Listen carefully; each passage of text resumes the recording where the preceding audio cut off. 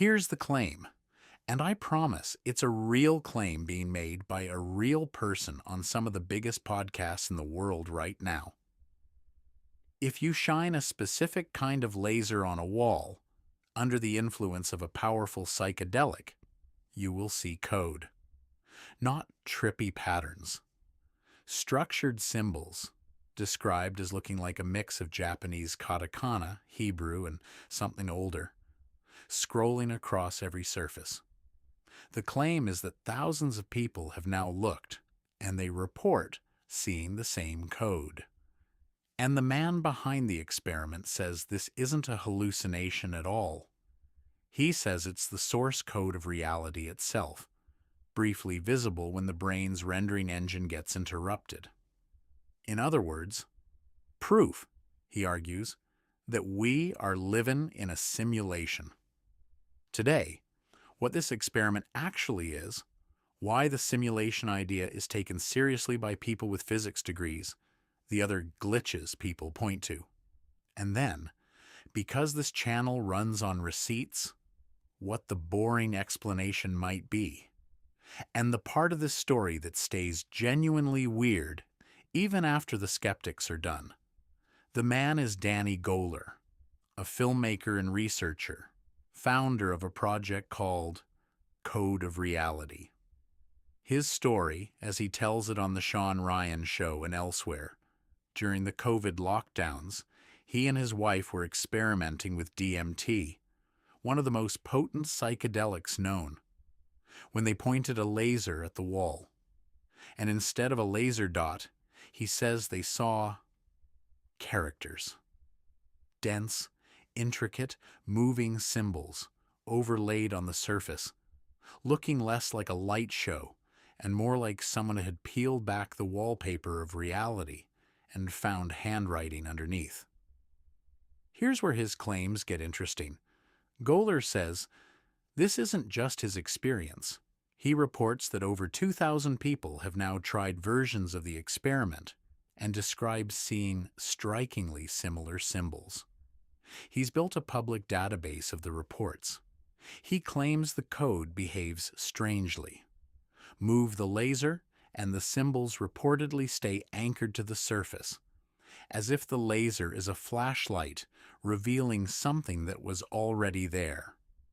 And the newest wrinkle, the reason this went viral again this month, his team has started using an Apple Vision Pro headset and high-resolution imaging to try to document the phenomenon and map what people report seeing, symbol by symbol, into a kind of Rosetta Stone.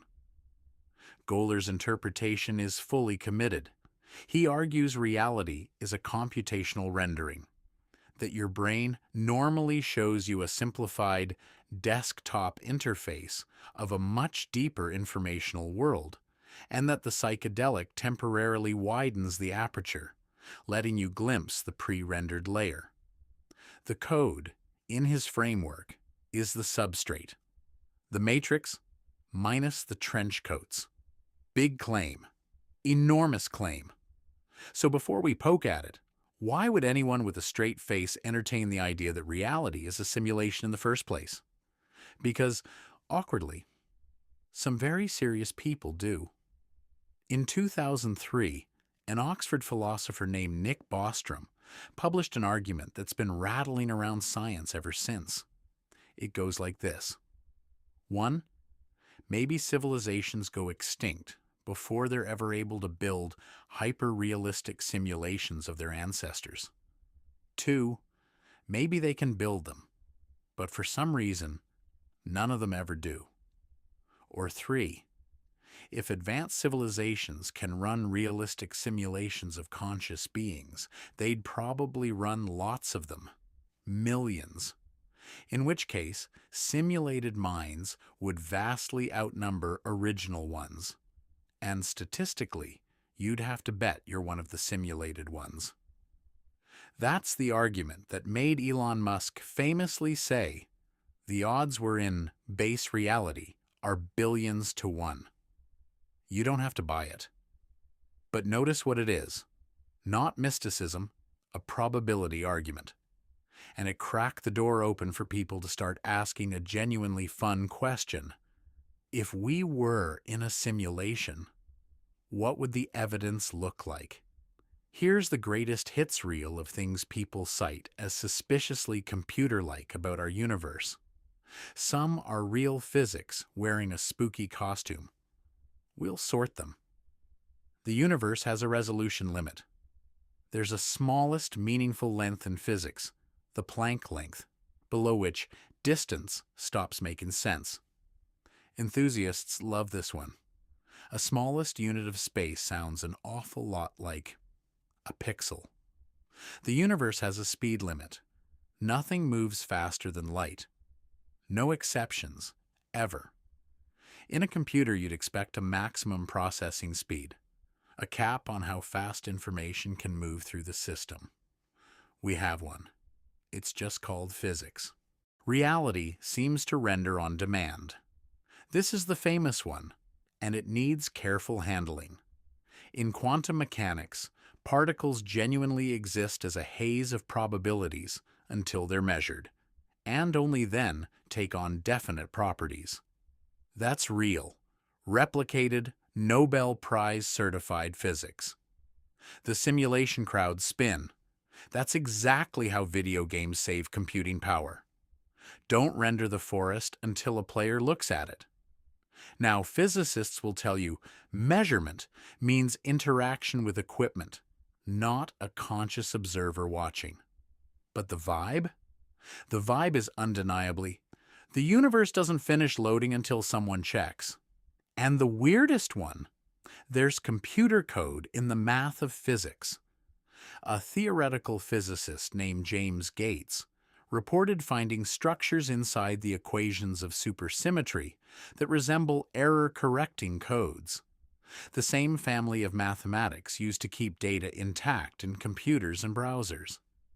Finding error correction buried in the equations of nature is either a cute coincidence or exactly what you'd expect to find in a system built to keep running without corrupting. Stack all that next to a viral experiment where thousands of people claim to see literal glyphs on the walls, and you can feel why this idea has escaped philosophy departments and taken over podcast feeds. Okay. Deep breath.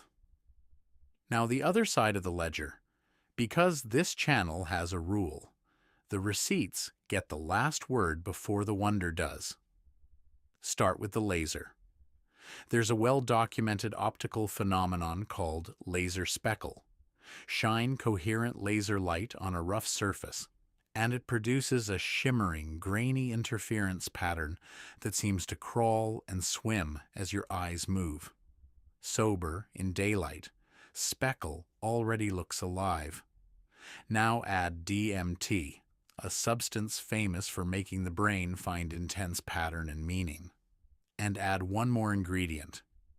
Being told beforehand exactly what you're supposed to see. That last part matters most. Psychologists call it priming. Once thousands of people have watched videos describing symbols like katakana and Hebrew, the reports converging on symbols like katakana and Hebrew is expected. We made an entire episode about how memory and perception synchronize across crowds, the Mandela effect, and this checks every box on that list. Shared expectation, ambiguous stimulus, pattern-hungry brains. And the deeper problem, the one philosophers keep flagging, the simulation hypothesis, as usually stated, can't be tested. Any evidence against it can be explained as that's just what the simulation wants you to see. A theory that can absorb every possible outcome isn't a scientific theory. It's a mirror. So case closed? Here's the honest part. The part that keeps this from being a smug debunk. No one can close the case. Not us, not the skeptics, not physicists. Bostrom's probability argument doesn't depend on lasers and has never been refuted, only argued with. The quantum measurement weirdness is real and still unexplained at the deepest level. a century in, physicists still argue about what measurement is. And Golar's project, whatever you make of the interpretation, is at least trying to do the thing skeptics always demand. Document the reports, image the phenomenon, put the data somewhere public. If it's all speckle and priming, careful documentation is exactly how that gets shown too. The experiment might be a mirage. The question underneath it is 500 years older than lasers. Descartes wondered if a demon was faking his reality. A Chinese philosopher woke from dreaming he was a butterfly and asked which one was the dream. We've never been able to answer it. We just used to ask it without a laser pointer. So, are we in a simulation? Here's where we land. Honestly, the laser code is a claim, not a proof. The convergent reports have a plausible, boring explanation. And yet the underlying question is one that serious physicists and philosophers genuinely cannot rule out. And a few of the universe's actual documented features are just weird enough to keep the door cracked open forever. Which might be the real whoa here. We built an entire civilization inside a reality we cannot verify. And we mostly just don't think about it. Comments. Settle this.